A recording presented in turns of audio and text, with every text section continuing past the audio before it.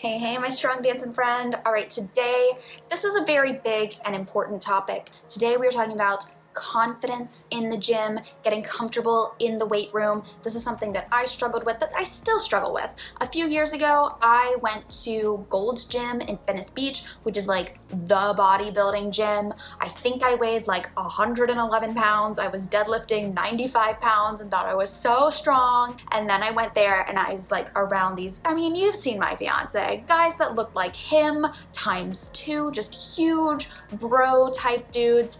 So needless to say, I freaked out. First, I hid in the locker rooms for like 20 minutes. Then I grabbed a pair of little 10-pound dumbbells and hid in the corner of the gym.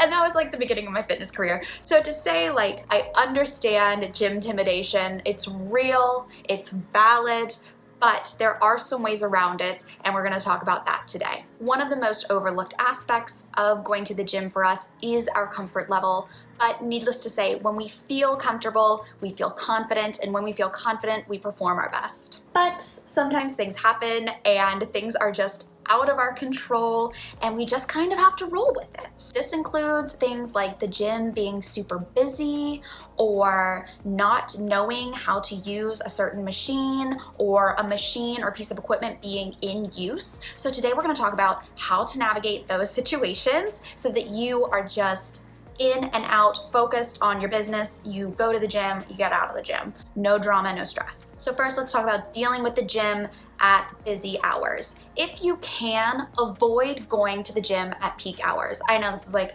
duh, but how do you find out what peak hours are? Super simple. As soon as you sign up for your gym membership, you're gonna find the nicest looking front desk person and ask, what are the peak hours here at the gym? They're probably going to say something like 6 a.m., 11 a.m., 3 p.m. and 6 p.m. because that's when people are going to the gym before work, that's when people are coming in on their lunch breaks, or they're coming in right after work. So you, my strong dancing friend, are going to be strategic about your gym time and go not at those times if you can. Sometimes it's unavoidable. I understand we're working side hustles, or we've got auditions or dance classes and we're just carving out time wherever we can.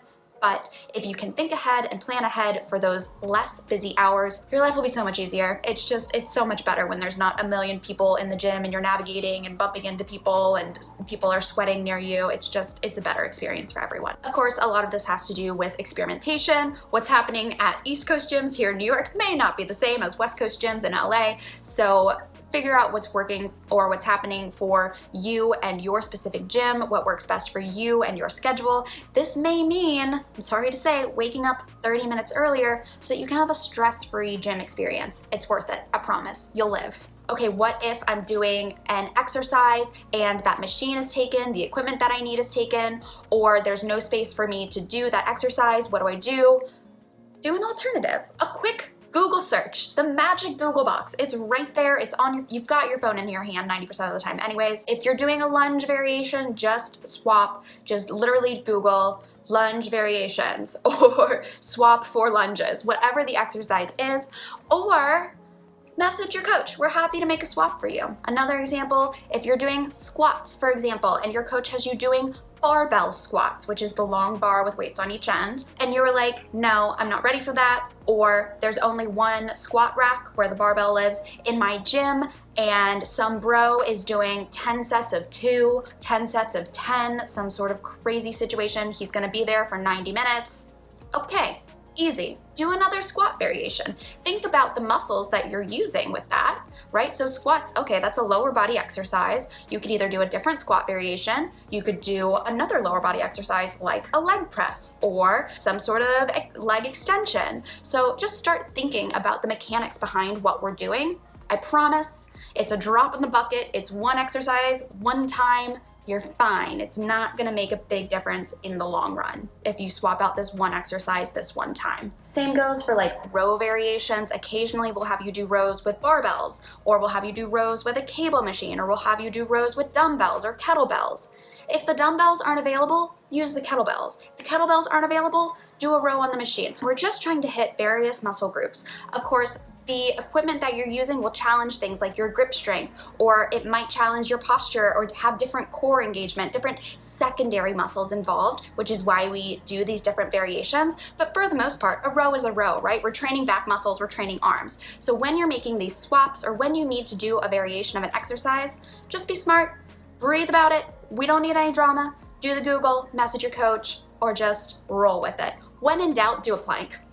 Truly, it's okay, it's a drop in the bucket. Learning about the equipment and functions in a gym. This is a big one because every gym is a little bit different, every brand of equipment is a little bit different, and then there's the whole variables between when a piece of equipment was last serviced. So you may go to your parents' gym when you're home on vacation and do rows on a piece of equipment with 30 pounds, and then when you go back to your home gym, you may do rows with 60 pounds. You didn't get that much stronger. One gym is just not servicing their weights appropriately, or it's a different brand of weights. Or this is a big one because I've done this as well. Make sure that you're logging your weights and tracking your weights in either kilograms or pounds, whatever is available at your gym, and you're sticking to that. And you know, maybe all of the kettlebells are in kilos and all of the dumbbells are in pounds. Make sure you know that because that's not interchangeable. So don't, if you're working out with a friend, don't say, hey, go grab me the 20, and that's a 20 kilo kettlebell versus a 20 pound dumbbell. That's going to feel very different. So the easiest way to get comfortable with various equipment at your gym is to play with it.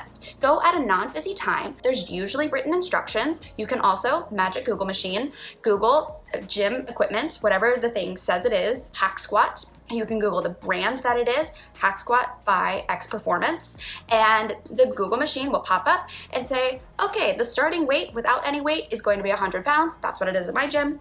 And so okay, well, before I put any weight on this machine, it's good to know that it already has a starting resistance of 100 pounds, which is really important to know so that you don't hurt yourself and you're not surprised if you go and load two 25-pound plates to do your squats with, but so that's not just 50 pounds that you're squatting, that's 150 pounds that you're squatting. So this is why it's important to familiarize yourself with the equipment. The other thing too, there's always going to be helpful gym members, there's always going to be trainers on the floor or front desk people. My gym owner is constantly running around. If you ever have a question, gym people are very, very nice. I know they look big and scary, but they really do just want to help you. All you have to do is say, hey, how do I set this up? Or do you know the starting weight of this machine? If you are just starting out at a new gym, go ahead and take the tour. I know it sounds silly, but when a trainer or a gym salesperson asks you when you sign up for your gym membership, would you like to take the tour?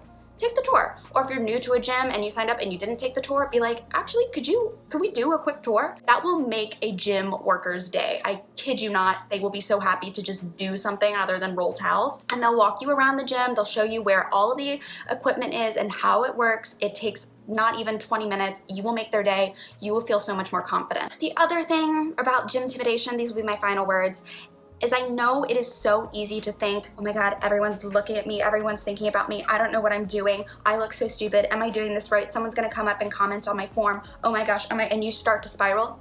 Don't. No one cares. And I know we've all seen the meme that's like, no one cares what you're doing at the gym, but it's true. No one cares. You are the only person who cares. The bro over there sipping on the gallon jug of alien juice, he has no care in the world. He has not even perceived you in his field of vision. So it's fine. You do you. Even if you're doing it wrong, do it wrong, focus on you. It's fine. No one is watching, no one cares. And anyone who does say something to you, you can just nod and walk away. Do not need to hear anyone's opinion. It doesn't matter. There may come a time when someone comes up and gives you unsolicited advice. You know yourself. You can just say, okay, thank you, and they'll leave, and that will be that. If they're very persistent, just say, actually, I'm working with a coach, and this is how I'm supposed to do this. Even if you're doing it wrong, doesn't matter. Doesn't matter. That's an easy out. I've used it. You should use it. So I hope this calms your fears as you step into the weight room. It is one of the most empowering places that you can be. As you work your way up the weights, you are really going to find out it is fun, it is a safe place, it is a place where you are going to feel ultimately your most confident and like the best version of yourself.